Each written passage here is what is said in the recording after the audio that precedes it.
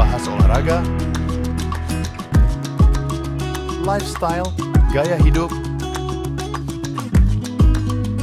wisata,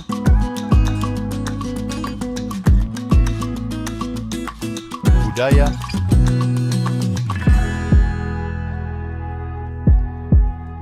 politik dan hukum akan dibahas seru bersama host kece dari Odeng dan co-host tercantik Rida dalam program Pagi Seru Sultan TV. Kembali lagi pemirsa bersama kami tentunya di Pagi Seru. Ulas berita, no kaku-kaku. Di segmen ini pemirsa ada kabar bahagia nih ya, yang datang dari pasangan Erina Gudono dan Kaesang Pangarep yang telah diselimuti kebahagiaan. Menantu dari Presiden Joko Widodo ini menyambut kelahiran anak pertamanya yang berjenis kelamin perempuan.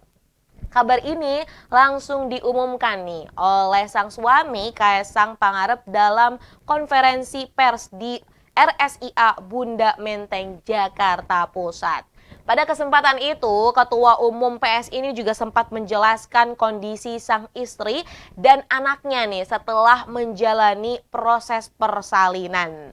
Anak pertama dari Kaesang dan juga Erina yang tidak lain adalah cucu ke-6 ya dari Presiden Joko Widodo ini juga menuai kebahagiaan ya dari berbagai pihak seperti itu. Dan kalau kita telusuri ini ada banyak sekali fakta-fakta yang dapat kita bahas, salah satunya adalah terkait nama. Biasanya orang Indonesia tuh suka kepo gitu kan, suka keponya entah mana nih mukanya, siapa nih namanya. Nah kalau semisal terkait dengan wajahnya ini memang belum diekspos seperti itu. Tapi untuk nama ini kemarin sudah disampaikan oleh Kaesang dalam konferensi pers tersebut. Nah, anak Kaesang dan Erina yang lahir dengan berat 3,4 kg dan panjangnya 50 cm ini diberi nama Bebingah Sang Tan Sahayu. Ini namanya cukup unik ya, seperti itu. Mendengarnya saja atau membacanya saja kita sudah tahu ini kayaknya penuh makna. Nah, kalau kita melihat bahwa kenapa sih gitu ya dikasih nama Bebingah, kata Kaesang sih menyampaikan bahwa Bebingah itu artinya yang membuat bahagia. Sang Tan Sahayu itu artinya selalu cantik, katanya tutur katanya, parasnya, dan juga perilakunya. Jadi ya namanya juga kita tahu bahwa nama anak itu merupakan bentuk doa, cinta kasih yang diberikan oleh kedua orang tuanya. Nah, Erina Gudono ini melahirkan melalui operasi sesar dan ditemani juga nih oleh ibu dan juga mertuanya yang tak lain merupakan ibunda dari Kaesang yaitu Ibu Iriana seperti itu. Dan saat ini kondisi Iriana juga sudah membaik seperti itu dan memang ya tadi namanya seorang ibu yang baru saja melahirkan anak yang dikandung selama 9 bulan tentunya rasanya penuh dengan kebahagiaan seperti itu. Nah, ini ada akhirnya juga banyak yang bertanya-tanya kenapa sih gitu ya alasan Kaesang ini memilih Jakarta sebagai kota lahir anaknya. Nih kalau kita lihat ya, Erina kan melahirkan anak pertamanya ini di RSIA Bunda Menteng, Jakarta Pusat. Dalam hal ini, Kaesang menyampaikan bahwa alasannya karena ya ada di Jakarta juga gitu. Dan Kaesang juga katanya KTP-nya Jakarta, jadi memilih untuk bahwa anaknya itu lebih baik untuk dilahirkan di kota Jakarta seperti itu. Nah, terlepas dari ini ada banyak sekali ungkapan selamat ya, ucapan selamat dan juga rasa syukur yang diberikan oleh orang-orang termasuk dari kerabat dekatnya, public figure, kemudian juga para tokoh dan masyarakat lainnya. Nah, namun sangat disayang nih ya, ada banyak juga gitu ya beberapa masyarakat juga atau netizen ya yang masih berkomentar jahat lah seperti itu ya. Ini sebenarnya kalau kita melihat bahwa kebahagiaan seseorang tuh harusnya kita tidak berusaha untuk merusaknya dengan hal-hal yang memang harusnya tidak dilakukan, entah itu dengan bullying atau yang lainnya. Ya kita tahu memang sebelumnya ya ini Kaesang dan juga Erina juga kan sempat ramai karena polemik jet pribadi gitu kan, yang akhirnya juga turut menyorot kehidupan pasangan yang memang baru-baru menikah ini nih ya. Namun gitu kan, namanya netizen gitu ya, mungkin ada masih rasa kesel atau yang lainnya gitu. Sehingga bukannya mengucapkan rasa syukur atau rasa selamat, ya mengucapkan selamat kepada Erina dan juga Kaesang, namun malah memberikan komentar yang buruk, komentar negatif. Sebenarnya ini menjadi pelajaran ya bagi kita gitu kan, terlepas dari apapun kesalahannya gitu kan. Ini kan malah mendoakan yang buruk terhadap anaknya, itu juga merupakan sebuah hal yang tidak boleh dilakukan. Ibarat katanya kayak anaknya nggak tahu apa-apa, kayak wah saya belum melakukan dosa tapi saya sudah dibully gitu oleh warga Indonesia, itu kan juga tidak baik ya. Nah jadi ini nih untuk netizen-netizen gitu, harapnya kita bisa lebih bijak berkomentar, memberikan pendapat kita terhadap suatu hal. Boleh loh mengkritisi sesuatu, enggak apa-apa banget gitu kan. Karena kan itu adalah salah satu fungsi akal kita ya.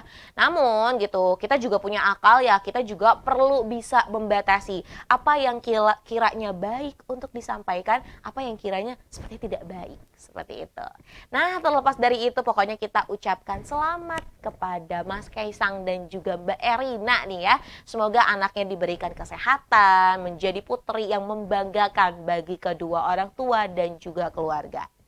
Nah, pemirsa, dari berita bahagia yang tengah diselimuti oleh Kaesang dan juga Erina, selanjutnya ini ada berita yang cukup membuat kita merasa sedih ya. Nih bagaimana tidak, ini juga sempat ramai kemarin lagi dan lagi, memang peperangan Israel dan juga Palestina ini masih belum usai.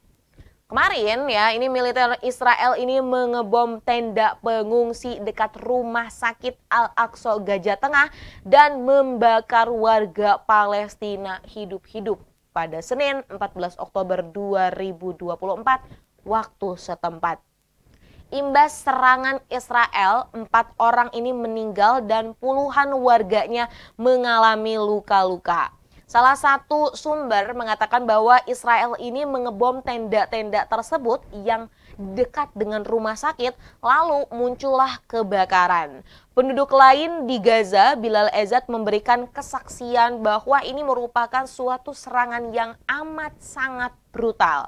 Dia mengaku bahwa segera bergegas nih ya ke rumah sakit Al-Aqsa saat mendengar pengeboman yang memicu kebakaran tersebut. Ini juga diceritakan bahwa katanya api itu sempat membumbung 10 hingga 15 meter. Karena cukup tinggi, orang kesulitan membantu yang lain, padahal masih banyak banget yang terjebak di dalamnya. Ini kita bisa melihat gambarnya ya. Ini tenda pengungsi yang memang disediakan di dekat rumah sakit, yang memang ini ditujukan untuk orang-orang yang sedang menunggu para pasien di rumah sakit. Ini bom kemudian dibakar secara brutal oleh Israel seperti itu. Nah ini juga akhirnya kan menuai banyak respon juga, bukan dari masyarakat Indonesia saja, namun dari masyarakat dunia. Dan mengutuk ya, ini serangan Israel yang lagi dan lagi terus terjadi seperti itu. Kalau kita melihat ini ya, polemik dari serangan Israel kepada Palestina sebenarnya bukan hanya menargetkan rumah sakit ataupun tenda-tenda ini ya, seperti itu. Ini kalau kita lihat Israel yang memang mendapatkan dukungan dari Amerika Serikat ini sempat juga menyerang tempat-tempat pengungsi, kemudian juga sekolah, bahkan ya tadi tenda pengungsi yang dibombardir seperti itu. Nah, sampai hari ke-374 agresi terhadap Gaza nih ya. Ini kalau dilansir dari Al Jazeera, Israel ini terus saja melancarkan serangan udara kekerasan di jalur Palestina dan Lebanon yang terkepung, dan pendudukan terus melakukan pembongkaran dan pemboman besar-besaran. Kalau kita lihat bahwa memang selama beberapa jam terakhir ini Israel membom Palestina ini menargetkan tenda-tenda rumah sakit yang ada, kemudian juga sekolah, yang di situ kan sebenarnya ada banyak orang-orang ataupun tadi ya warga sipil yang tidak bersalah seperti itu. Nah ini akhirnya kalau kita melihat serangan Israel yang terjadi di kamp-kamp dekat rumah itu menyebabkan banyak sekali korban-korban yang ada. Nah, ini kalau dari beberapa sumber juga sebenarnya rumah sakit di Al-Aqsa tadi yang ada di kota Deir al-Balah ini merupakan rumah sakit yang sedang merawat sejumlah besar korban luka akibat serangan bom sebelumnya. Yang ini tuh dilangsungkan di sekolah, kemudian tadi menjadi tempat penampungan. Ini jadi ibaratnya sadis ya gitu kan. Sebelumnya dibom, udah gitu masyarakat yang memang terluka akhirnya dibawa ke rumah sakit. Di rumah sakit juga akhirnya dibom lagi. Entah gitu ya, ini apa yang dipikirkan oleh Israel sehingga bisa begitu kejamnya melakukan serangan tiada henti kepada warga Palestina seperti itu. Dan ini ya, kalau melihat dari statement yang disampaikan, jadi Israel juga bukannya malah menyesal, malah juga menyatakan bahwa hal ini dilakukan karena disinyalir tempat tersebut ada militan-militan yang akan menyerang Israel balik. Tapi ini tuh sebenarnya kayak alasan yang tidak berdasar. Toh pada hasilnya, pada akhirnya gitu kan, yang menjadi korban-korban tuh kebanyakannya adalah wanita, kemudian anak-anak yang ya ibaratnya kita tahu ya itu rentan seperti itu dan perlu dilindungi. Ini ada apa kabar gitu kan dengan akal para petinggi-petinggi Israel yang masih terus gencar sekali gitu kan membom dan juga merusak tanah Palestina seperti itu. Nah, terkait dengan hal ini juga gitu ya. Akhirnya benar-benar gitu. Sebenarnya ini kan polemik Palestina dan Israel tuh masih terus berjalan hingga saat ini. Ada banyak sekali negara-negara besar yang juga turut mendukung Palestina. Tapi ada juga gitu kan negara-negara yang justru mendukung Israel. Terlepas dari itu gitu ya, terlepas dari apapun konfliknya gitu. Ini kan kita sebagai manusia ya, kita perlu sekali kita juga menyadari bahwa pentingnya kita menghormati, saling menyayangi manusia satu sama lain. Terlebih kalau kita lihat ini juga kadang ada salah satu tindakan Israel yang melakukan penyetopan ya terhadap tadi distribusi barang-barang makanan pokok, kemudian juga obat-obatan. Nah, jadi tidak bisa masuk ke dalam satu wilayah tersebut. Bayangkan kalau semisal satu wilayah tidak dipasok seperti itu terkait dengan kebutuhan pokoknya, kemudian juga kesehatan dan hal-hal lainnya, ini kan malah menjadi sebuah pembunuhan yang berencana gitu kan ya. Wah, pokoknya ini benar-benar kita tuh ibaratnya kalau lihat berita Palestina Israel tuh kita tuh geleng-geleng kepala dan banyak mengucap istighfar gitu terhadap perilaku Israel yang memang ini ditujukan kepada Palestina. Kita perlu banget nih ya untuk bisa menyuarakan. Jadi mungkin kita belum bisa gitu ya sebagai masyarakat yang hadir di sini, kita belum bisa membantu langsung di sana ya, tadi ada banyak sekali kesulitan gitu untuk akses dan yang lain-lainnya. Tapi hal yang bisa kita lakukan adalah kita terus menyuarakan hal-hal yang terjadi di Palestina. Ini juga kita sangat-sangat berharap ya bahwa ada kebebasan dan kedamaian yang nanti akan didapatkan. Nah, pemirsa, kita akan kembali sesaat lagi di segmen berikutnya. Maka dari itu, jangan kemana-mana, tetap bersama kami di Pagi Seru. Membahas olahraga, lifestyle, gaya hidup, wisata,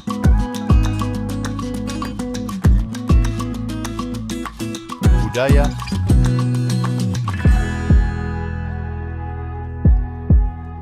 politik dan hukum akan dibahas seru bersama host kece dari Odeng dan co-host tercantik Rida dalam program Pagi Seru Sultan TV.